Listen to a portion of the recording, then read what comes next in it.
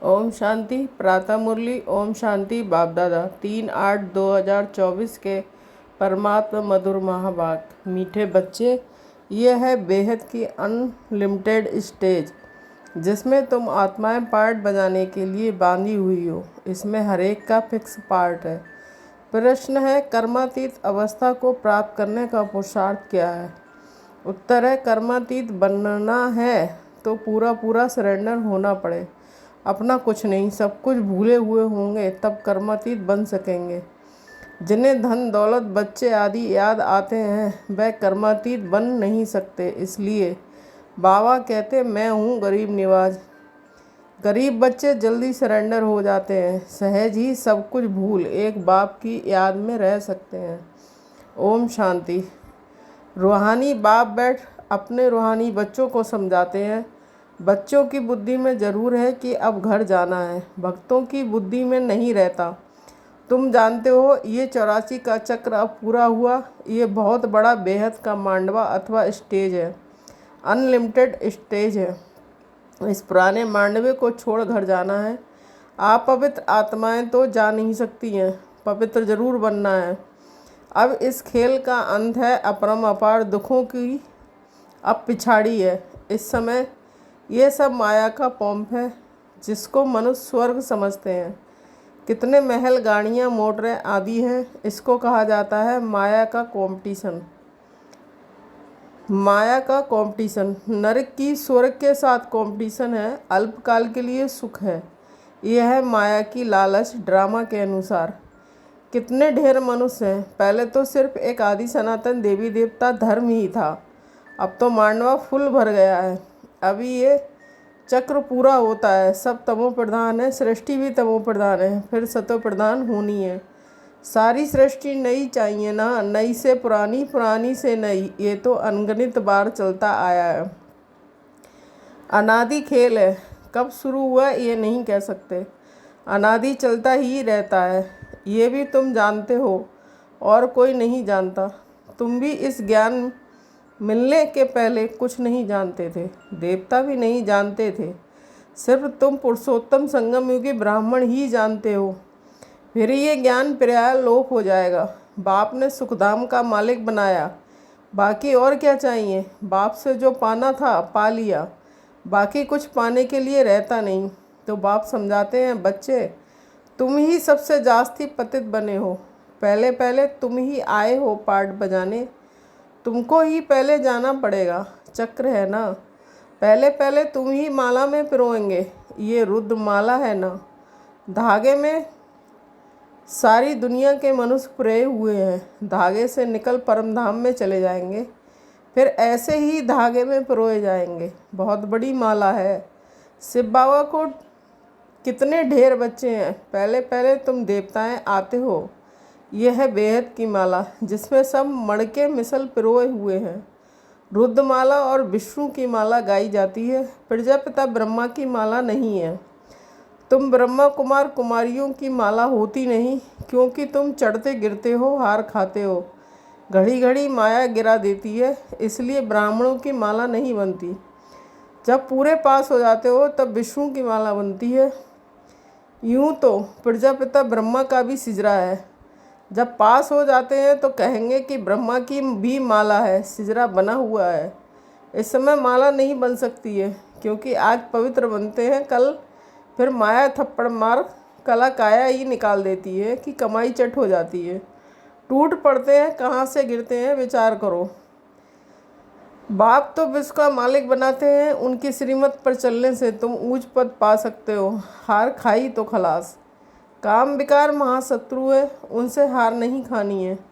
बाकी सब विकार है। बाल बच्चे बड़ा शत्रु है काम विकार, उनके ऊपर ही जीत पानी है। काम पर जीत पाने से तुम जगत जीत बनेंगे। ये 5 विकार आधा कल्प के दुश्मन हैं, वह भी छोड़ते नहीं हैं, सब चिल्लाते हैं।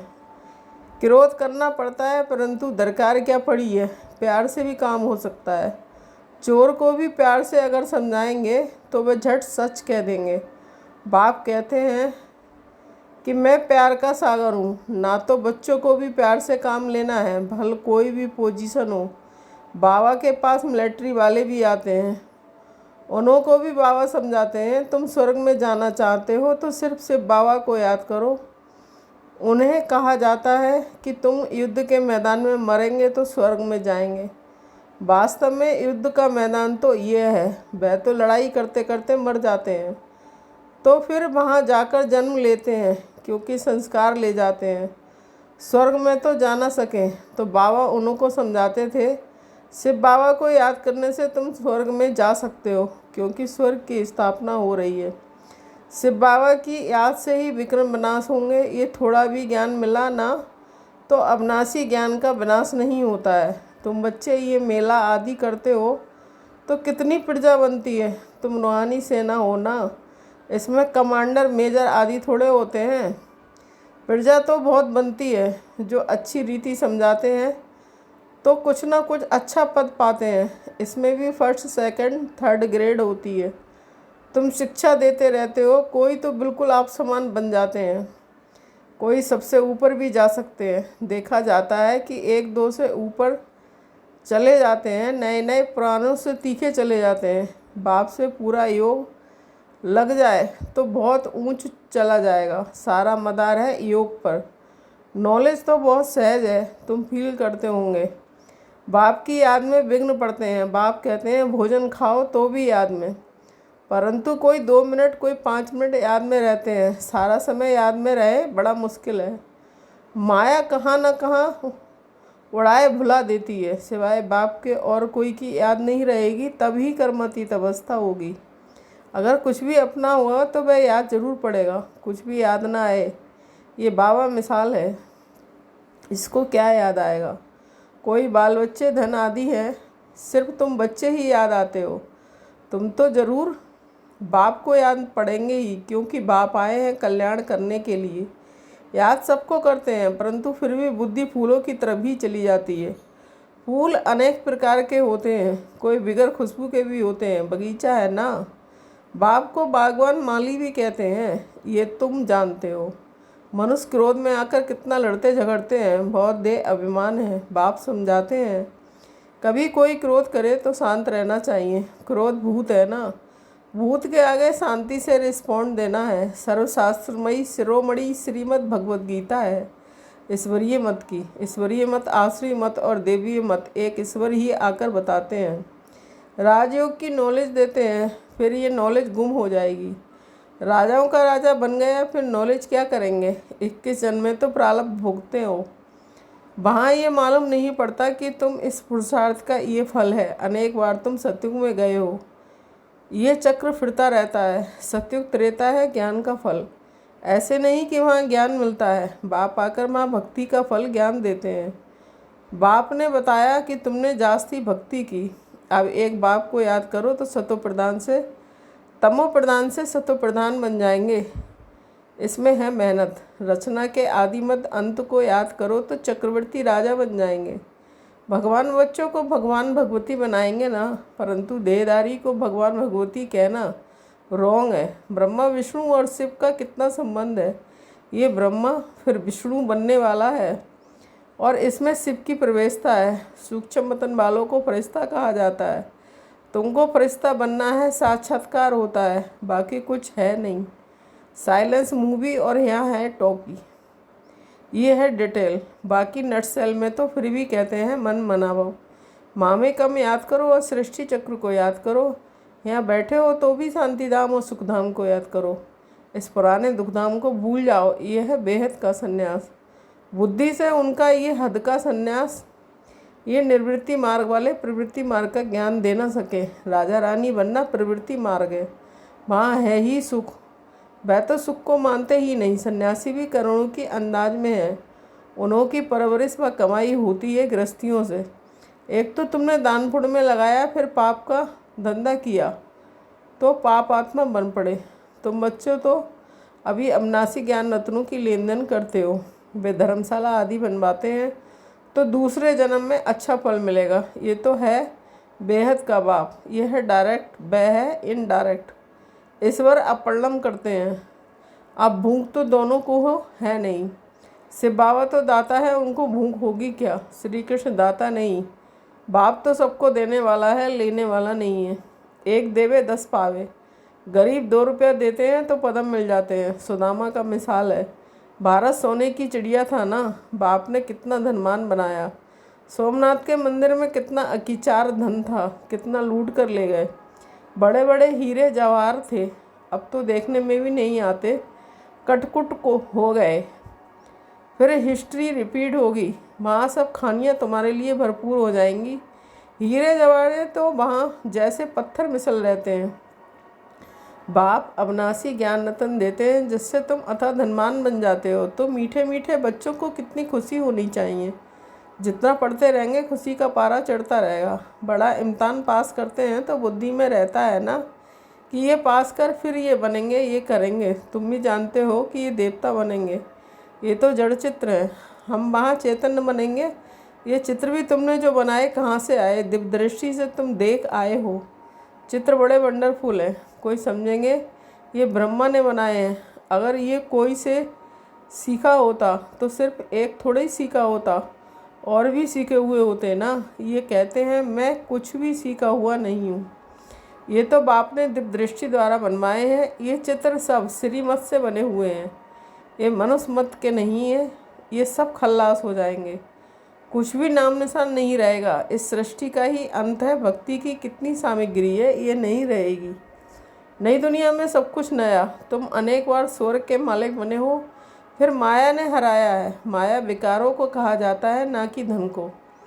तुम बच्चे रावण की जंजीरों में आधा कल्प से फंसे हुए थे। रावण है सबसे पुराना दुश्मन।